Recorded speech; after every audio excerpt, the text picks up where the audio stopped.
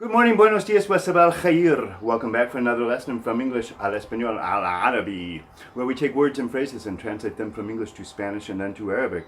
And when I say al Arabi, I'm saying this in dialect, I'm saying it in slang. If I were to say this in proper modern standard Arabic, I would have to say to the Arabic language, which of course is ila luqa al Arabiya. Ila luqa al Arabiya. Luqa, language. Luqat, languages. That second syllable starts with a Ghain letter, which we find with a French R, start with arwar, and fine-tune it from there. Mine still isn't perfect, but at least Arabic speakers can understand me. Today we're going to take a look at a very short and simple Bible verse from the Gospel of John. Then we're going to take a look at how we say human rights in Spanish and Arabic. And then we're going to look at my name and how it's changed from German to English to Spanish and into Arabic. So, John chapter 1 verse 6 in the King James English is rendered, "There was a man sent from God whose name was John." There was a man sent from God whose name was John. And in Spanish we find pretty much the same idea reflected. Fue un hombre enviado de Dios, el cual se llamaba Juan. El cual se llamaba that which. He which, really. He which. We use cual a lot in Spanish instead of what. Like, ¿cuál es tu apellido? What is your last name? Not what, it's actually which is your last name. But cual works like que in a lot of questions, and it's idiomatic, really, when to use them. So, for example, yo me llamo John. Yo me llamo John. That's how I introduce myself in Spanish. Yo me llamo John. I am called John, just like the French structure. In English, we say, my name is, mi nombre es. So in Spanish, enviado de Dios, enviar, enviado, past perfect, from enviar, to send, which of course comes from the verb apolitai in Greek, which is to send forth. Now in Arabic, we have a bunch of easy to pronounce words for a change. So we find kanna insanun mursalun min Allahi ismuhu Yohanna. Yohanna is the classical form of the name John, taken from the Greek, put into that formal Arabic. Yohanna.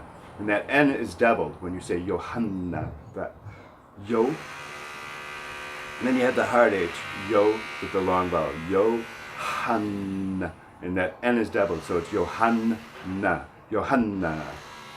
You have to hear that N double. When you double consonants in Arabic, it has a different effect. You actually stretch them out. The duration of pronunciation is a very important factor in the Arabic language, in both consonants and vowels. In this case, we're talking about a doubled consonant, the N, in Yohanna.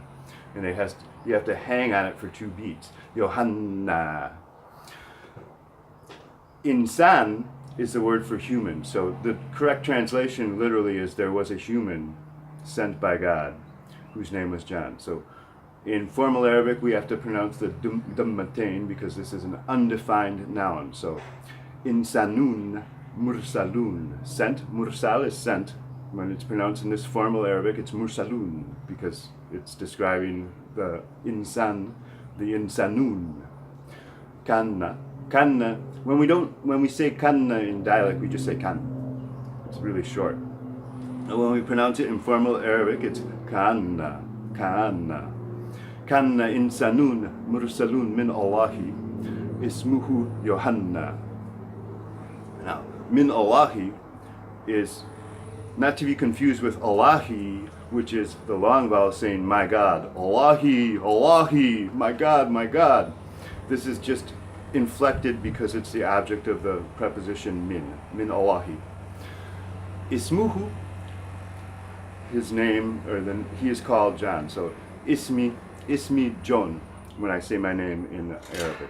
Ismi. Now insan is human, so we were going to say human rights. To say human rights in Arabic, rights is a little bit tricky to pronounce because we have to use that qaf letter. So it's hakuk al-insan, hakuk al-insan, the rights of humans.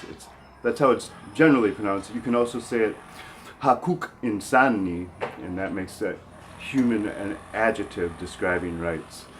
But the most common way is hakuk al-insan, human rights, the rights of humans.